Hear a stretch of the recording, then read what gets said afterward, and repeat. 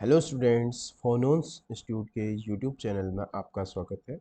आज की वीडियो में मैं डिस्कस करूंगा यूके पीएससी पीजीटी फिजिक्स 2021 के क्वेश्चंस का डिटेल सॉल्यूशन। इससे प्रीवियस वीडियो में मैंने डिस्कस किया था question number 90 to 110 questions discuss किए थे। ठीक है, 100 क्वेश्चन की सीरीज जो है वो कंप्लीट हो चुकी है। अब फर्दर नेक्स्ट पार्ट 11 में डिस्कस करेंगे। पार्ट 11 में डिस्कस करेंगे क्वेश्चन नंबर 101 टू 110। ठीक, तो आज का सेशन स्टार्ट करते हैं क्वेश्चन नंबर 101 से।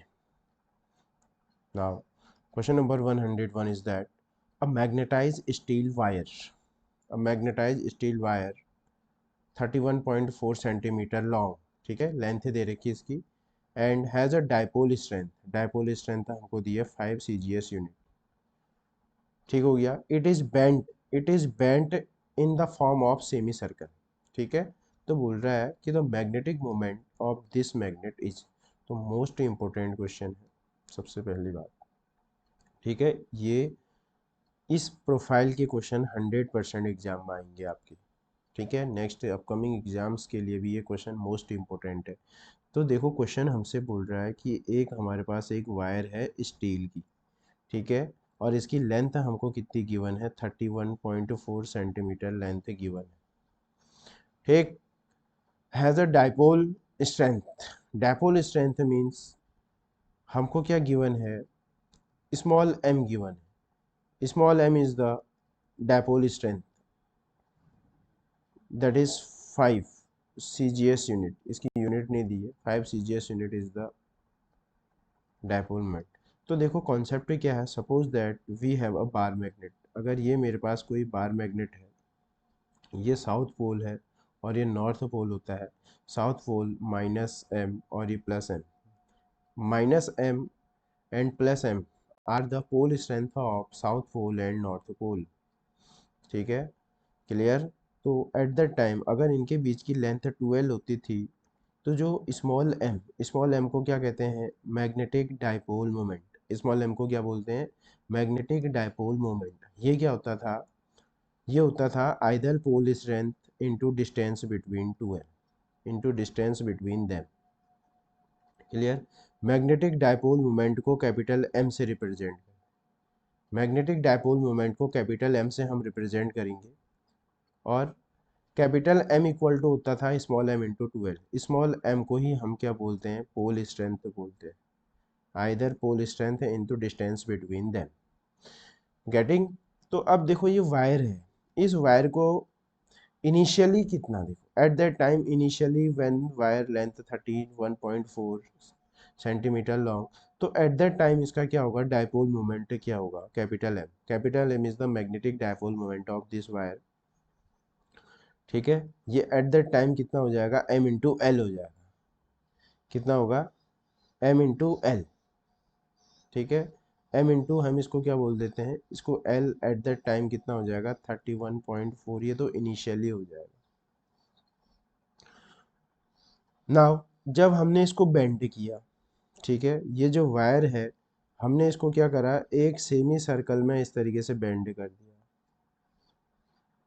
सेमी सर्कल में बेंड कर दिया हमने। ठीक है, ये क्लियर, इसको सेमी सर्कल में बेंड कर दिया। तो ये जो डिस्टेंस है, अब ये डिस्टेंस चेंज हो जाएगी। क्लियर, बेंड करिए तो बहुत ध्यान से समझेंगे कि जब इस वायर को हमने बेंड किया, बेंड करने से क्या होगा, -m और +m, बेंड करने से क्या होगा कि जो इसका पेरीमीटर है, पेरीमीटर रिमेन्स सेम रहेगा बेंड करने से। ठीक हो गया। तो अब हम क्या करेंगे, अब नाउ हमारा एम क्या है, एम तो हमको पता है 5, मैग्नेटिक डायपोल, पोल स्ट्रेंथ हमको पता है। अब हमको क्या फाइंड आउट करना है, इस डी को फाइंड आउट करना है। डी, क्योंकि जब हम वायर बेंड करेंगे तो इस केस में क्या होगा, जो इसका सेमी सर्कल है, सेमी सर्कल में हमने इसको बेंड कर दिया। सेमी सर्कल क्या होगा, पूरा पैरामीटर टू, पूरी पेरीमीटर 2πr/2, सेमी सर्कल 2 से डिवाइड कर देंगे। और ये हमको कितना गिवन है, 31.5, 31.4 हमको गिवन है। क्लियर। और in the place of r, ठीक है। In the place of r we put d, distance, ठीक है, डिस्टेंस बिटवीन पोल्स। तो 2 से 2 कैंसिल हो गया, यहाँ से पाई और d, pi d equal to कितना आया 31.4 आ गया, और हमको डी फाइंड आउट करना है, तो 31.4 अपॉन पाई आ जाएगा, ये डी आ जाएगा। इसको जब हम फर्दर सॉल्व करते हैं तो putting the value of pi 31.4 into 3.14 आ जाएगा, ठीक है। तो ये कितना आ जाएगा, ये 10 आ जाएगा, ये कितना आएगा, ये 10 आ गया, ये डी कितना आ गया 10 सेंटीमीटर आया, डी 10 सेंटीमीटर, ठीक है। बट डी 10 सेंटीमीटर आया, बट अब हमको क्या फाइंड आउट करना है, इस न्यू केस में हमको magnetic dipole moment find out करना है। तो न्यू मैग्नेटिक डायपोल मोमेंट क्या हो जाएगा, इसको हम एम डैश बोल रहे हैं, ये होगा एम इंटू डी, ठीक है ना। और वैसे भी ध्यान से देखते हैं, ये पूरी डिस्टेंस कितनी हो जाएगी, ये पूरी डिस्टेंस, ये आर, इतनी रेडियस और इतनी आर, तो d इक्वल टू क्या आ जाएगा 2r, ठीक है ना, क्योंकि हमको पूरी ये डायमीटर चाहिए। तो इन the place of d m into D हो जाएगा, और m डैश जो होगा हमारे पास m इंटू डी, डी कितना आएगा 2r आएगा, 2r इज द डायमीटर बन जाएगा, d को हम 2r लिख सकते हैं क्योंकि सेमी सर्कल डायमीटर बन जाएगा। तो वैल्यू पुट करते हैं m dash equal to, m is the pole strength, ये हमको 5 दे रखा है, 5 इंटू 2, ठीक है, 5 इंटू 2 इंटू 2r, 2r को हम क्या लिख सकते हैं d, d इंटू क्या आ जाएगा 10, 2 इंटू 10, 2 इंटू 10 r, ठीक है, 2 इंटू 10, तो कितना आ जाएगा 20, तो m डैश हमारे पास आ जाएगा 5 2 जा 10 और 10 10 जा 100, 100 CGS यूनिट आ जाएगा, क्या आ जाएगा 100 CGS यूनिट आ जाएगा, क्या आएगा 100 CGS unit, 100 CGS unit, 2r, 2r, 2r कितना आएगा, देखो यहाँ हमने 2 इंटू आर, क्योंकि r हमारे पास कितनी आएगी, ये रेडियस है हमारे पास, ये सिर्फ r आई है हमारे पास 10, ये जो d हमको रिक्वायरमेंट है, ठीक है।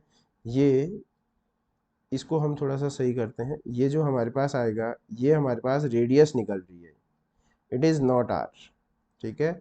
ये क्या है हमारे पास रेडियस, देखते हैं इसको, ये 2 पाई r, तो यहाँ से हम r फाइंड आउट कर लेते हैं, ये r आ गया हमारे पास r, बट हमको क्या चाहिए d चाहिए, तो d इक्वल टू क्या हो जाएगा, d इक्वल टू क्या हो जाएगा 2r, तो 2 इंटू 10, इसीलिए मैंने 2 इंटू 10 किया है यहाँ पर। तो क्या आ जाएगा, जो न्यू डायपोल मोमेंट है, एक वायर को जब अगर हम बेंट करेंगे सेमी सर्कल में, तो जो मैग्नेटिक डायपोल मोमेंट हो जाएगा वो कितना आ जाएगा 100 CGS unit, 100 CGS unit is the correct answer of this question, ठीक है।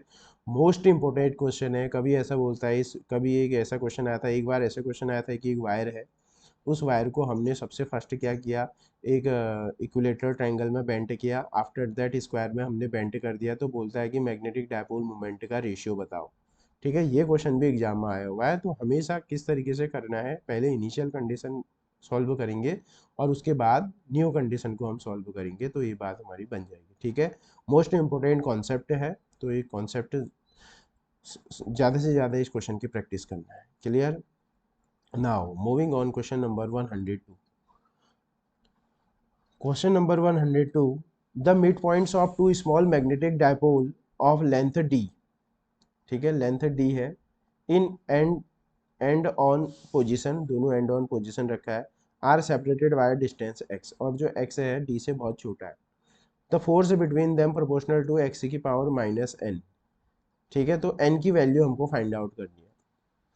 तो देखो क्या होता है, अगर हमारे पास क्या होता था, if x is very very small, d होता था, तो ये जो मिड पॉइंट होगा, ठीक है ना, तो ये जो पॉइंट होगा ये क्या होगा, कहाँ लाई करेगा, ये एट एक्सिस में लाई करेगा, कहाँ लाई करेगा एक्सिस, और हम we know very well the magnetic dipole moment due to a bar magnet at axial point, हम क्या जानते हैं ये साउथ और ये नॉर्थ, ठीक है, ये सेंटर ओ से आर डिस्टेंस पर अगर हमारे पास ये पॉइंट पी होता था एक्सिस में, तो यहाँ पर जो मैग्नेटिक डायपोल मोमेंट आता है वो कितना आता है, म्यू नॉट अपॉन 4 पाई, कितना आता था, 2m अपॉन आर क्यूब आता है, ठीक है, 2m अपॉन आर क्यूब आता था।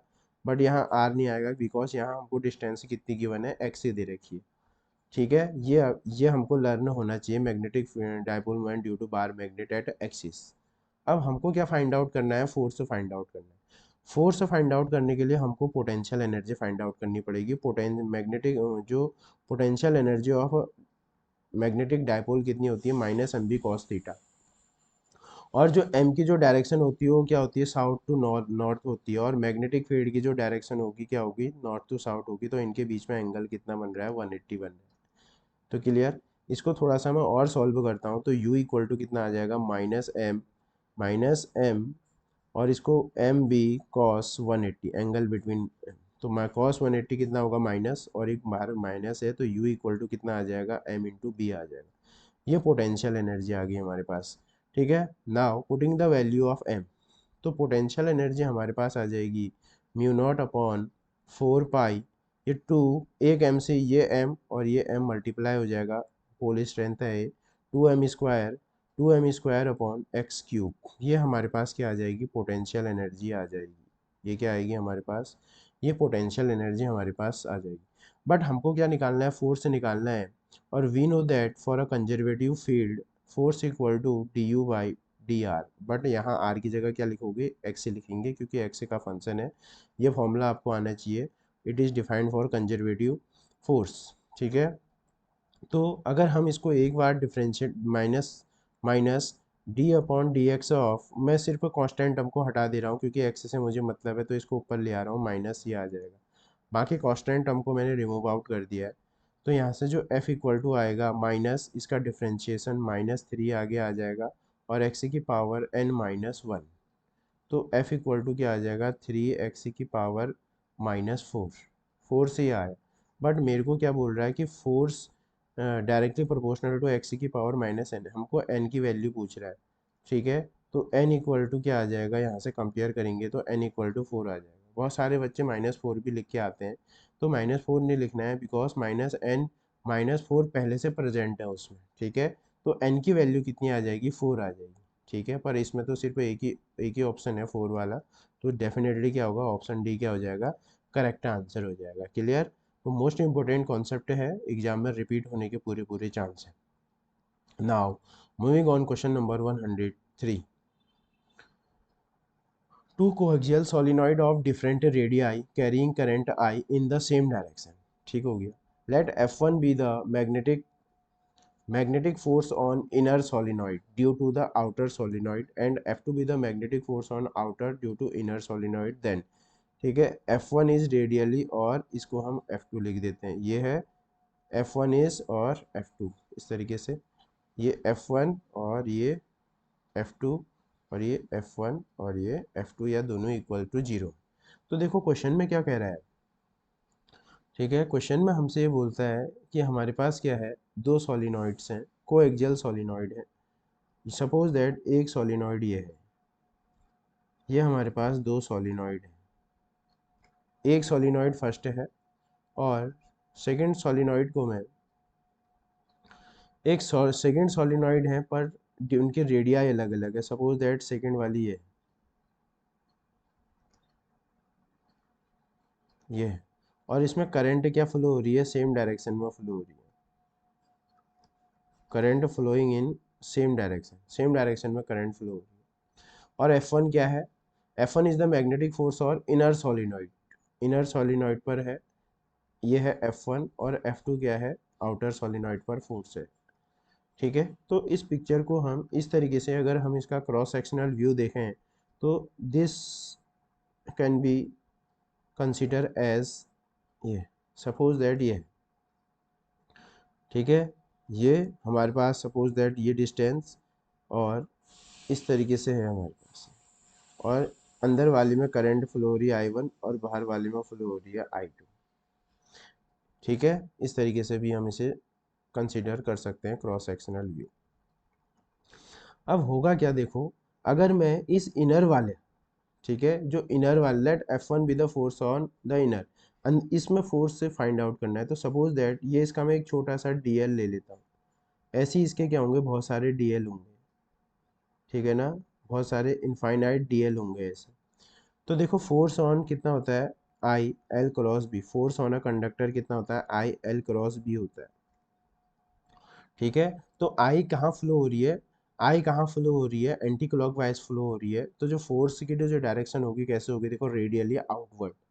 जो फोर्स की डायरेक्शन होगी वो कैसे होगी बोलो, इस पर अगर मैं फोर्स को फाइंड आउट करूंगा तो ये रेडियली आउटवर्ड, इसमें कैसे होगा, ये रेडियली आउटवर्ड, इसमें रेडियली आउटवर्ड, इसमें रेडियली आउटवर्ड, इसमें रेडियली आउटवर्ड, ठीक है, ड्यू टू I2। इसमें जो फर्स्ट सोलिनॉइड में होगी फोर्स कैसे होगी, रेडियली आउटवर्ड होगी। अगर हम देखो दो डायमीट्रिक देखते हैं, ये वाला फोर्स है जो है हमारे पास DF, और ये वाला जो हमारे पास DF, ठीक है, इन दोनों डायमीट्रिक अपोजिट को हम देखते हैं, तो ये DF और ये DF, ठीक है, तो ये इक्वल अपोजिट, ठीक है। तो जो F1 है हो जाएगा वो क्या आ जाएगा, जीरो आ जाएगा, F1 क्या आ जाएगा, जीरो आ जाएगा, ठीक है। सिमिलरली क्या होगा, similarly the direction of force on coil number 2, अगर देखो कॉइल नंबर 2 में अगर हम देखें, छोटा सा डीएल एलिमेंट ले लेते हैं हम, इसमें डीएल एलिमेंट लेते हैं, तो जो डीएल एलिमेंट में जो फोर्स होगा फिर से कैसे होगा, रेडियली आउटवर्ड, रेडियली कैसे होगा, रेडियली आउटवर्ड। फिर से अगर हम ये डायमेट्रिकली अपोजिट फोर्स देखेंगे तो ये इक्वल और अपोजिट है, दीज आर इक्वल और अपोजिट, तो यहाँ से क्या हो जाएगा, F2 भी क्या हो जाएगा, जीरो हो जाएगा, since forces are equal and opposite, ठीक है, forces are equal and opposite, तो दैट मीन्स क्या हो जाएगा, जो फोर्सेस का जो फोर्सेस होंगे इक्वल और अपोजिट हैं, तो उनका जो दोनों फोर्सेस होंगे वो क्या हो जाएंगे, वो क्या हो जाएंगे, F1 और F2 दोनों फोर्स क्या हो जाएंगे, इक्वल हो जाएंगे। क्लियर है। तो मोस्ट इंपॉर्टेंट क्वेश्चन है, इस क्वेश्चन को किस तरीके से करना है ये हम इस तरीके से डिफाइन कर सकते हैं, क्योंकि जो फोर्स हैं वो फोर्स से क्या है, इक्वल और अपोजिट है, डायमेट्रिकली क्या है वो अपोजिट फोर्स हैं, और सेम मैग्नीट्यूड के हैं, अपोजिट डायरेक्शन के, तो इसलिए दोनों क्या हो जाएंगे, कैंसिल हो जाएंगे। क्लियर। तो इस क्वेश्चन का करेक्ट ऑप्शन क्या होगा, D is the correct answer. Getting most important question. Now moving on question number 104, ठीक है। ये इक्विवेलेंट से इक्विवेलेंट, इसका हमें कैपेसिटी रेजिस्टेंस से निकालना है, तो इसमें हम यूज़ करेंगे इक्वी पोटेंशियल मेथड यूज़ करेंगे, ठीक है। एक हमारे पास ट्रिक होती है इसमें, equi potential method. Equi potential method में क्या रहता है कि पोटेंशियल सेम रहता है जब तक कोई एलिमेंट नहीं आता है। सपोज दैट देखो, अगर इसका पोटेंशियल ए होगा तो इसका भी ए होगा, और इसका भी क्या होगा, ए होगा, और इसका भी क्या होगा, ए होगा। क्यों, बिकॉज यहाँ से यहाँ तक का कोई रेजिस्टेंस नहीं आया। सपोज दैट ये अगर बी होगा तो ये भी बी होगा, और ये भी बी होगा, और ये भी बी होगा, ठीक है। अगर ये बी होगा तो क्या ये बी होगा, ये बी नहीं होगा, क्योंकि इसके जो इसके बीच में क्या आ गया, रेजिस्टेंस आ गया। रेजिस्टेंस आने से क्या होगा, पोटेंशियल का लॉस होगा, तो जो पोटेंशियल इस एंड पर बी है वो यहाँ पर नहीं होगा। तो यहाँ पर नहीं होगा तो कुछ भी मान लो, इसको सपोज दैट मैं इसको एक्स से मान दे रहा हूँ, देखो, ठीक है। अब इसको क्या करो, रीड्रॉ कर देते हैं। अब हम इसको क्या कर देते हैं, रीड्रॉ कर देते हैं। तो रीड्रॉ करने पर देखो ये सर्किट हमको कैसे ऑब्जर्व होता है। हम क्या करेंगे, देखो ये पॉइंट है हमारे पास ए, और ये पॉइंट है, जिन पॉइंट के बीच में हमको इक्विवेलेंट निकालना है उसको हम हमेशा कहाँ रखेंगे, बाहर रखेंगे, और जो हमने अपने मन से किया है उसको हम उन दोनों के बीच में रखेंगे। तो एक्स मैंने अपने मन से इंक्लूड किया है, तो मैं इन दोनों के बीच में ही रखूँगा इसको। और देखो बी और एक्स के बीच में एक 4 ओम है, बी और एक्स के बीच में, बी और एक्स के बीच में क्या है, देखो एक 4 ओम है। अब हम यहाँ से सिलेक्ट करते रहते हैं, और देखो बी और एक्स के बीच में एक और है, बी और एक्स के बीच में क्या है, एक और भी है, ये कितना है, 6 ओम है, ठीक है। क्लियर। अब देखो ए और एक्स के बीच में 3 है, ए और एक्स के बीच में कितना है, 3 ओम, और फिर से सॉरी ये ए ही होगा, ए और एक्स के बीच में, ठीक है। और ए और एक्स के बीच में एक और दिया है, क्या है, ये इस तरीके से है, ये क्या है, 2 ओम, ये 2 ओम हो गया। क्लियर। अब ए और बी के बीच में है, ठीक है, ए और बी के बीच में एक और रेजिस्टेंस है, ये कितना है, 3 ओम, और ए और बी के बीच में एक और है, 6 ओम। ए और बी के बीच में कितना है, एक और है, कितना आ जाएगा ये आ जाएगा हमारे पास 6 ओम, ठीक है। तो ये जो सर्किट हमें कॉम्प्लिकेटेड दिख रहा था, इसको हमने इक्यू पोटेंशियल मेथड की हेल्प से इसको रीड्रॉ कर दी, ठीक है। जब हमने इसको रीड्रॉ कर दिया तो अब देखो हमारे पास क्या क्या बचता है, ठीक है नाउ। अब देखो ये दोनों क्या है, पैरेलल में है, ये 3 और 2 पैरेलल में है और 4 और 2 पैरेलल में है। और 3 और 2 का पैरेलल कितना होगा, 3 और 2 का पैरेलल कितना हो जाएगा, R dash equal to R one R two, 3 × 2/3 + 2, 6/5 हो जाएगा, ठीक है।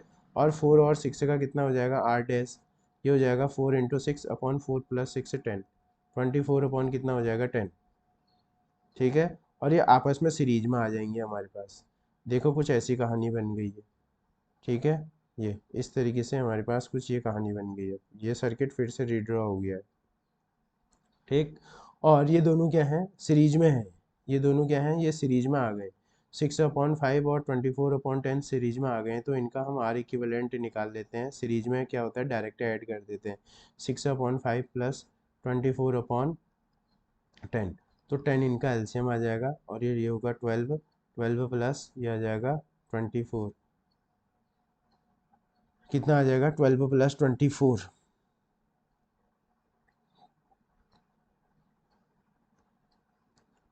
6 और 36/10 ओम आ गया, ठीक है। ये कितना आ गया 36/10 ओम, और ये कितना आ गया, ये 3 ओम और ये 6 ओम, और ये सब क्या है आपस में किस में है, पैरेलल में, आपस में सारे के सारे क्या हैं, ऑल आर इन पैरेलल। तो पैरेलल में इक्विवेलेंट कैसे निकालते हैं, डायरेक्ट ऐड कर देते हैं, तो 1/r equivalent equal to 1/r1 + 1/r2 + 1/r3, ठीक है। R1 1/r1 ही है, जल्दीबाजी में इसका रिवर्स करना मत भूलना, 36/10, ठीक है। और प्लस 1/3 + 1/6, तो ये कितना आ जाएगा 10/36 + 1/3 + 1/6, ठीक है। तो फर्दर अगर हम इसका एलसीएम लेते हैं, तो एलसीएम कितना आ जाएगा इसका, ये 36 आ जाएगा, 10 प्लस, ठीक है 12 आ जाएगा, और ये कितना आ जाएगा 6 आ जाएगा, तो ये कितना आ जाएगा ये 8, 8 और 1 2, 28, 28/36, ये हमारे पास क्या आया, 1/r इक्विवेलेंट आ गया, कितना आया 28/36। बट हमको क्या चाहिए बताओ, आर इक्विवेलेंट चाहिए, रिवर्स करना मत भूलना, 36/28, दैट मीन्स 3 × 1 = 3, 3 × 2 = 6, 12, और 2 से कैंसिल करना पड़ेगा इसको, 3 से कैंसिल नहीं होगा, क्लियर। नाउ 2 × 1 = 2, 2 × 3 = 6, 2 × 1 = 2, 2 × 4 = ये आएगा 13/14,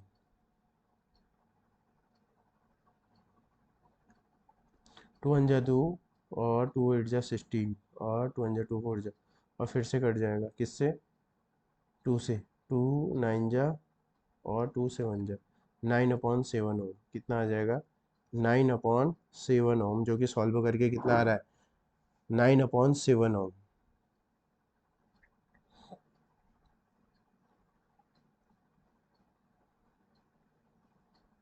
9/7, ठीक है।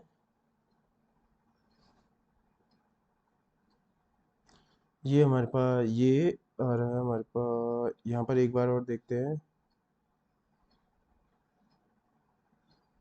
12 और 10 22 28, ठीक है। तो कितना आ रहा है 9/7 आ रहा है, कितना आ रहा है 9/7। तो नाउ मूविंग ऑन ऑप्शन, ठीक है, मूविंग ऑन ऑप्शन 9/7, ठीक है। तो 9/7 ये भी नहीं है, ये भी नहीं है, ये भी नहीं है, नहीं, ठीक है। तो डेफिनेटली ये जो क्वेश्चन था, इसमें क्या है, ये 9/7 क्या हो रहा है, मैच नहीं हो रहा है, ठीक है। तो इसमें क्या होगा, सबको एक बोनस मार्क से दिया गया होगा यूकेपीएससी ने, ठीक है। तो इसके अकॉर्डिंग जो इसमें जो ये डिजिट से लिखी हुई है, उसके अकॉर्डिंग जो हमारे पास जो करेक्ट आंसर आना चाहिए, वो कितना आना चाहिए 9/7 आना चाहिए, जो कि ऑप्शन में नहीं दिया गया, ठीक है। तो इस क्वेश्चन में क्या मिला होगा, सब बच्चों को 2021 में बोनस मार्क से दिया गया होगा, ठीक है ना, एक एक मार्क्स से बोनस मिला होगा इसमें, ठीक। तो जो इसका करेक्ट ऑप्शन होगा क्या होगा, इसका जो करेक्ट ऑप्शन होगा 9/7 होगा, clear. Now moving on question number 105 105 the carbon resistor are available in resistance value ranging from, जो कार्बन रजिस्टर की हेल्प से हम रेजिस्टेंस बनाते हैं वो जनरली जो हमारे पास रहता है 1 ओम टू 22 मेगा ओम, ये हमारे पास अवेलेबल रहती है range 1 ohm to 22 mega ohm. तो ऑप्शन देखते हैं, ये तो होगा नहीं, 1 ओम टू 100 ये है नहीं, 1 ओम टू 20 ओम, ठीक है, तो ये इसके पास में है तो ये हो सकता है, तो इसका क्या होगा, C is the correct answer. Now moving on, question number 106 most important है, ये क्वेश्चन बहुत आता है 2000 लेक्चरर में भी, इसी तरीके का एक क्वेश्चन 2018 में भी पूछा गया है। The half life of A radio active element which has only 1/32 its of original mass left after a lapse of 60 days, ठीक है, तो वी नो दैट, हम जानते हैं कि आफ्टर, ठीक है, आफ्टर एन हाफ लाइफ, ठीक है, अनडिकेड अनडिकेड न्यूक्लियाई का जो फॉर्मूला होता है ये होता है n equal to n naught 1/2 की पावर n, ठीक है, where where n equal to क्या होता है t upon t half, half time half life होता है t अपॉन t हाफ, ठीक है, तो हमसे ये यहाँ क्वेश्चन में हमको क्या गिवन है, क्वेश्चन में हमको गिवन है जो n है वो अपने ओरिजिनल का 32 हो गया है ना, अपने ओरिजिनल का कितना हो गया 1/32 हो गया है। तो देखो सॉल्व करने पर क्या आएगा, इस n की जगह हम कितना लिखेंगे, n naught by 32 equal to n naught, और ये 1/2 की पावर एन नॉट से एन नॉट कैंसिल हो जाएगा, इसको हम 1/2 की पावर 5 लिख सकते हैं, और 1/2 की पावर n बेस से मैं पावर इक्वेट कर देते हैं, तो यहाँ से क्या आएगा हमारे पास n इक्वल टू कितना आ गया 5 आ गया, ठीक है, n इक्वल टू कितना आ गया 5। अगर n 5 आ गया तो हमको क्या फाइंड आउट करना है, half time half life T half equal to कितना आ जाएगा, टी हाफ इक्वल टू आ जाएगा टी अपॉन एन, टी कितना दिया है 60, 60 अपॉन 5, दैट मीन्स ये जो टी हाफ आ जाएगा 12 5 जा 60, तो 12 डेज आ जाएगा, ठीक है, मोस्टली कुछ इतना कुछ है नहीं इसमें, बस फॉर्मूला बेस्ड क्वेश्चन है, थोड़ी इसकी लैंग्वेज समझनी है, तो टी हाफ कितना आ जाएगा 12 डेज आ जाएगा, तो 106 का option number A is the correct answer. Now moving number question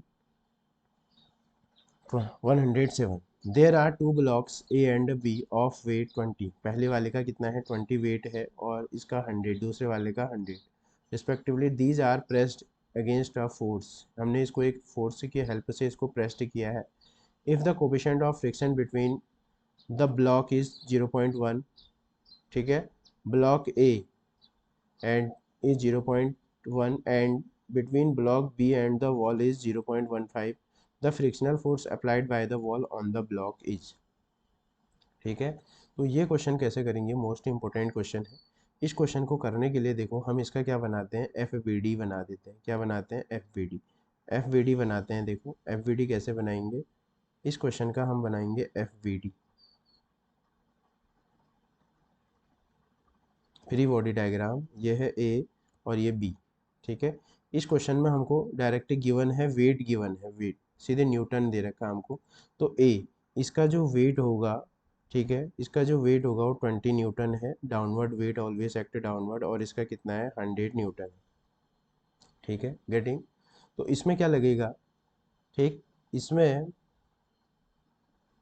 अब देखो होगा क्या, इसमें फ्रिक्शनल फोर्स लगेगा एक, देखो सपोज दैट, अब देखो ये जो ब्लॉक है ये कांटेक्ट में है, तो डेफिनेटली क्या होगा यहाँ पर एक नॉर्मल फोर्स हमेशा पुशिंग नेचर की होती है, तो एक नॉर्मल फोर्स से लग रहा होगा, ठीक है, और एक नॉर्मल फोर्स से कौन लगा रही होगी, ये वॉल लगा रही होगी इस पर, और एक फोर्स ही इसमें ये लग रहा है, ठीक है ना, सपोज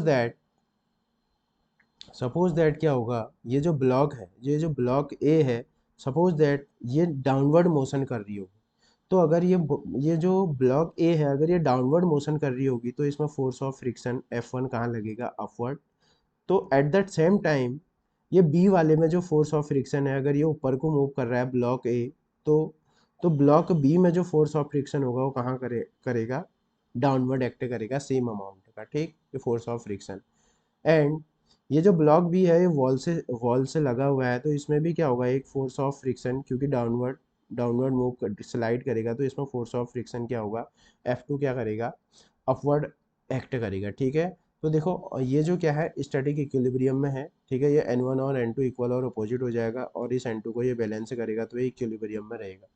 तो होगा क्या यहाँ से हम यही ऑब्जर्व कर पा रहे हैं कि जो F1 होगा वो कितना होगा, वो 20 न्यूटन होगा। ठीक है, और F2 कितना होगा, F1 प्लस 100। ठीक है, क्योंकि देखो F1 भी डाउनवर्ड है और 100 भी डाउनवर्ड वेट है, तो F1 कितना है 20 प्लस 100, तो यहाँ से जो F2 आ जाएगा वो कितना आ जाएगा, 120 न्यूटन आ जाएगा। और 120 न्यूटन ही क्या होगा, इसका करेक्ट आंसर होगा। ठीक है, मोस्ट इंपॉर्टेंट क्वेश्चन है। इसी तरीके का क्वेश्चन एनवीएस और केवीएस में भी पूछा जा चुका है।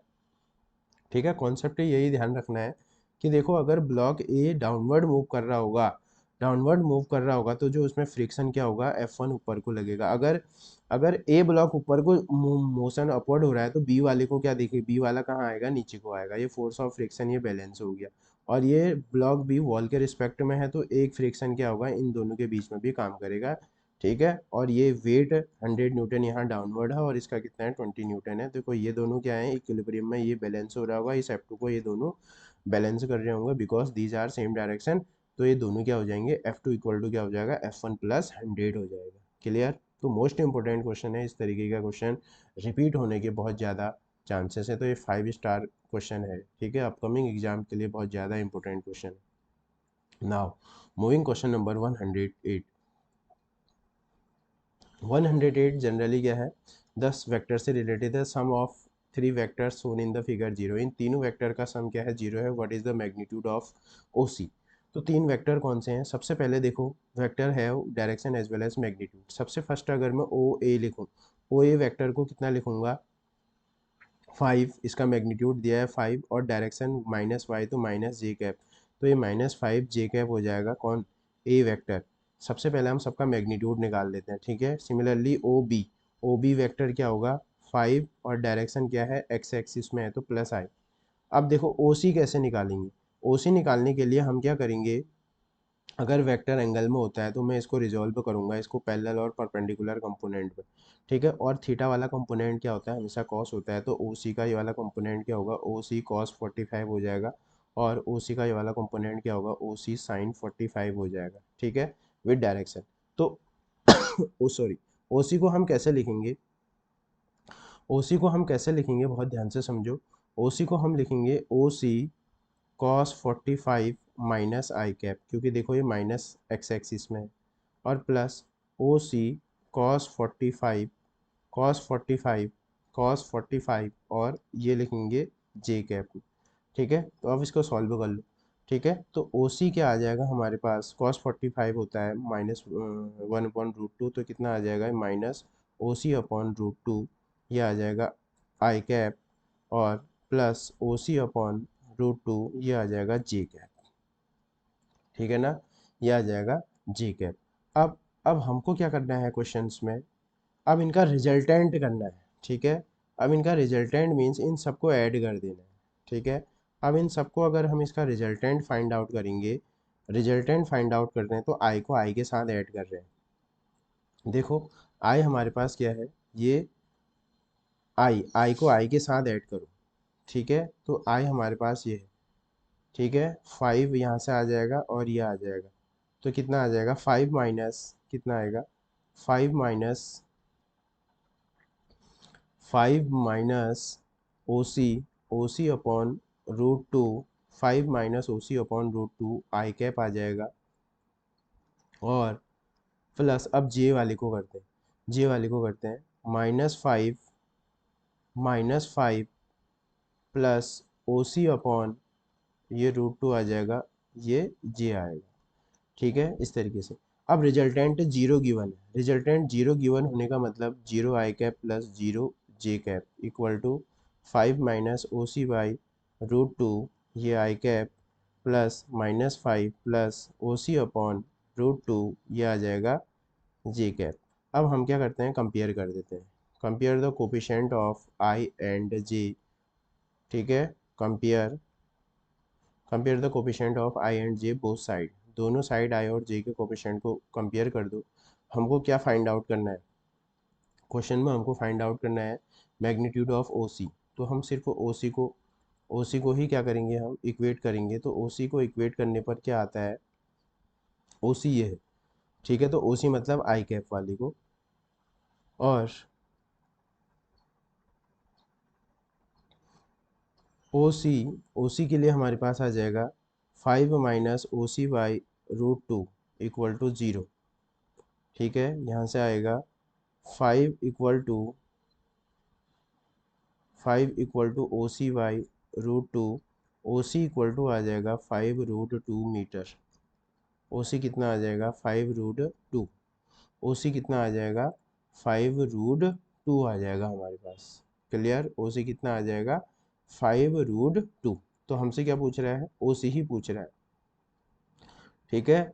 क्योंकि ओ सी पूछ रहा है, ओ सी का मैग्नीट्यूड कितना आ जाएगा हमारे पास, O C is the 5√2, O C is the 5√2 हमारे पास क्या आ जाएगा, करेक्ट ऑप्शन आ जाएगा हमारे पास यहाँ से। ओ सी इज तो 5√2 is the present on option number D, ठीक है। तो इस तरीके से क्या है, इस तरीके से हमसे क्वेश्चन भी पूछ सकता है। सिर्फ वेक्टर की बेसिक नॉलेज होनी चाहिए इस तरीके के क्वेश्चन को अटेंड करने की। क्लियर, तो मोस्ट इंपॉर्टेंट क्वेश्चन है, एग्जाम में इस तरीके के क्वेश्चन पूछे जा सकते हैं। Now moving on, question number 109। A particle of mass m moving in x direction with speed 2v hit by another particle of mass 2m in y direction with speed v if the collision is perfectly elastic। ठीक है, ये word बहुत important है। if the collision is perfectly elastic means क्या हुआ, ठीक है। perfectly elastic means क्या हुआ, after collision they will stick together, they will stick together and move a same velocity, same velocity. ये हुआ इलास्टिक कोलिजन का मतलब। कोलिजन के बाद क्या होगा, ये दोनों कंबाइंड हो जाएंगे और एक ही वेलोसिटी से क्या करने लग जाएंगे, मूव करने लग जाएंगे। क्लियर।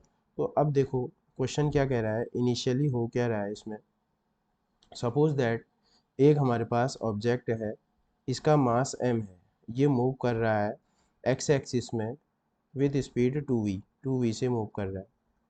अनदर पार्टिकल मास 2m, इसका मास 2m है और ये प्लस y एक्सिस में मूव कर रहा है विथ वेलोसिटी v। ये बिफोर है, बिफोर।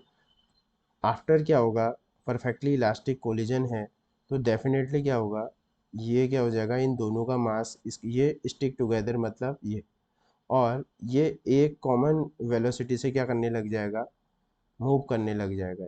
उस कॉमन वेलोसिटी को मैं बोल दे रहा हूँ v से मूव करने लग जाएगा। तो देखो अब हम क्या कर रहे हैं इसमें, वन बाय वन। सबसे फर्स्ट हम क्या करेंगे, कंजर्वेशन ऑफ मोमेंटम लगाएंगे अलोंग एक्स एक्सिस। तो कंजर्वेशन ऑफ मोमेंटम क्या होता है, momentum before collision m into we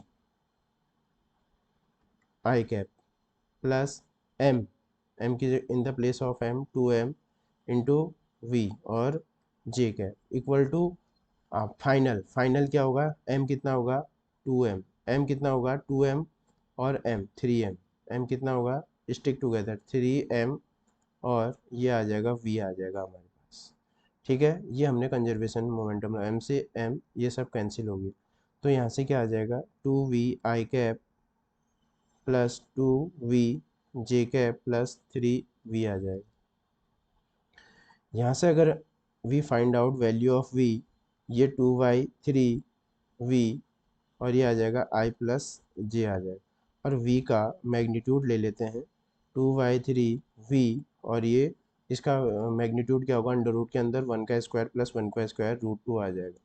ये हमारे पास क्या आई, ये वेलोसिटी ऑफ स्टिक आ गई। अब हम क्या निकालते हैं, चेंज इन काइनेटिक एनर्जी निकालते हैं। चेंज इन काइनेटिक एनर्जी क्या होता है, kinetic final kinetic energy minus initial kinetic energy. Final kinetic energy क्या होगा, हाफ m की जगह 3m, और v का स्क्वायर मीन्स 2/3v √2 इसका whole square, minus initial kinetic energy half m, half in the place of m और v की जगह 2v का स्क्वायर, ठीक है ना, और फिर plus half in the place of m 2m और v का स्क्वायर। ठीक, अगर हम इसको फर्दर सॉल्व करते हैं, ठीक है ना, इसको फर्दर सॉल्व करेंगे, सॉल्व करने पर क्या आता है, देखो हम इसको 2/3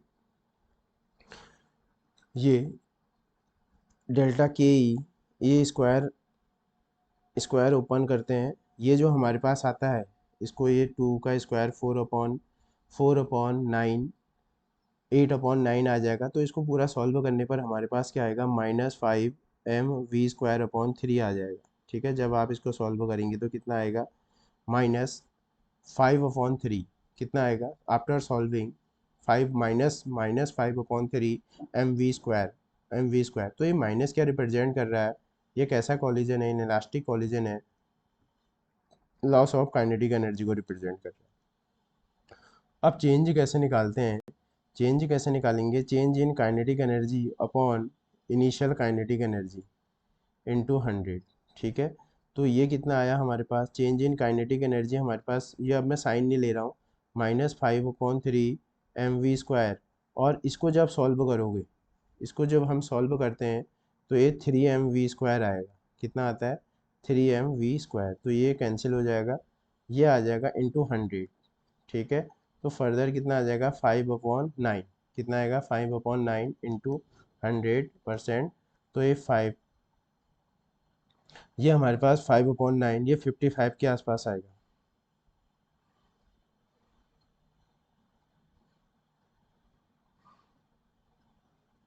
5.5 इतना परसेंट, ठीक है, कितना आएगा 55.5 के आसपास आएगा। ठीक है, आफ्टर मल्टीप्लाइंग बाय 100, तो 55.5%। तो देखते हैं 55.5 का जो सबसे नियरेस्ट ऑप्शन होगा वो क्या होगा, 56 is the correct answer of this question. ठीक है, तो मोस्ट इंपॉर्टेंट क्वेश्चन है, ठीक है, अपकमिंग एग्जाम्स के लिए सबसे ज़्यादा इंपॉर्टेंट क्वेश्चन है। तो सबसे पहले मैंने क्या किया, कंजर्वेशन ऑफ मोमेंटम लगाया, और उसके बाद क्या किया मैंने, कंजर्वेशन ऑफ काइनेटिक एनर्जी लगा के इसको सॉल्व किया। और चेंज कैसे निकालोगे, total change in kinetic energy upon initial kinetic energy into 100 करेंगे, तो हमारे पास क्या आ जाएगा, चेंज का फॉर्मूला भी आ जाएगा। Clear, now 110, moving on question number 110। और ये जो क्वेश्चन पूछा गया है, ये UKPSC 2018 सेम प्रोफाइल। तो देखो डायरेक्ट प्रीवियस ईयर करने का यही फ़ायदा है कि हमको ये पता चल जाता है कि कौन कौन से क्वेश्चन पूछे जा रहे हैं। तो ये कौन सा गेट है, ये नॉट गेट है, और ये भी कौन सा गेट है, नॉट है, और ये कौन सा गेट है, नॉर गेट है, और मैं नॉर लगा दिया। तो देखो जब ये ए है, ए इसके बाहर आएगा तो ए बार बन जाएगा, और यहाँ क्या मिलेगा हमको बी बार, और इसके अंदर क्या आएगा बताओ, और गेट में प्लस होता है ए बार प्लस बी बार, अगर इसके बाहर आएगा तो क्या मिलेगा बताओ, ए बार प्लस बी बार का होल बार। ठीक है, ये हमारे पास आउटपुट आया है। आउटपुट क्या आया हमारे पास, y equal to A bar plus B bar का होल बार। अब इसको हम कैसे सॉल्व करेंगे, इसको सॉल्व करने के लिए हमारे पास एक ट्रिक होती है, break the line, change the sign, ठीक है, break the line change the sign, break the line change the sign. सबसे पहले मैं ब्रेक कर रहा हूँ लाइन को, ये ए बार, और साइन चेंज करो, प्लस है तो डॉट हो जाएगा। ठीक है, और किसी का बार क्या होता है, वही होता है। तो y इक्वल टू क्या आ जाएगा, a डॉट बी आ जाएगा, a dot B which is present on option number D. D is the correct answer of this question. और 2008 में, और a डॉट बी कौन सा गेट होता है, 2018 में गेट आइडेंटिफाई करने को आया था। तो डॉट किसका ऑपरेशन होता है, एंड गेट का होता है। ठीक है, तो ये मोस्ट इम्पोर्टेंट क्वेश्चन है, और ये जो क्वेश्चन है ये यूकेपीएससी पीजीटी फिजिक्स का जो क्वेश्चन है, डेफिनेटली जो 2018 है इसमें बहुत सारे क्वेश्चन एज इट इज़ पूछे गए। तो जो 2024 में होने वाला है यूकेपीएससी पीजीटी फिजिक्स, तो आपके पास अब बहुत 2018 का भी प्रीवियस ईयर है और 2021 का भी प्रीवियस ईयर है। इन दोनों को प्रीवियस ईयर क्वेश्चन को अगर आप सॉल्व कर लेते हैं तो कहीं ना कहीं जो आप बहुत अपने अंदर कॉन्फिडेंस प्रोड्यूस कर सकते हैं। ठीक है, तो आज की वीडियो में ये जो 10 क्वेश्चन किए हैं, आप अपना स्कोर कार्ड आउट ऑफ 10 आपने कितने मार्क्स ऑब्टेन करें, ये कमेंट बॉक्स में आप कमेंट कर सकते हैं कि आपने कितने मार्क्स ऑब्टेन किए, ठीक है। और ये जो सीरीज चल रही है, आप इसका कितना यूज़ कर पा रहे हैं, ठीक है, कितना यूज़ कर पा रहे हैं और आपकी प्रिपरेशन किस लेवल तक पहुंच गई है, इससे आपको सब पता चल जाएगा। उसके अकॉर्डिंग ज़्यादा से ज़्यादा प्रैक्टिस कीजिए, ज़्यादा से ज़्यादा प्रीवियस ईयर क्वेश्चन को करने से क्या होगा कि जो सिलेक्शन जो रेट होगा उसमें डेफिनेटली क्या होगा, वो बढ़ जाएगा। और जो एग्ज़ाम हॉल में, क्योंकि बहुत सारे ऐसे बच्चे थे 2021 में कि क्वेश्चन आते हुए भी वो लोग अटेम्प्ट नहीं कर पाए उस क्वेश्चन, क्योंकि क्योंकि क्वेश्चन का प्रेशर है, ठीक है। तो इसको मिनिमाइज़ किया जा सकता है अगर हम रेगुलर क्या करेंगे, रेगुलर प्रैक्टिस सेट करेंगे, रेगुलर प्रीवियस ईयर क्वेश्चन करेंगे, ठीक है, ज़्यादा से ज़्यादा प्रैक्टिस करेंगे टाइमर लगा के, तो डेफिनेटली इस प्रॉब्लम से क्या हो सकता है, बचा जा सकता है, ठीक है। और अपना सिलेक्शन क्या हो सकता है, कन्फर्म भी किया जा सकता है, ठीक है। तो आज की वीडियो में इतना ही। Thank you.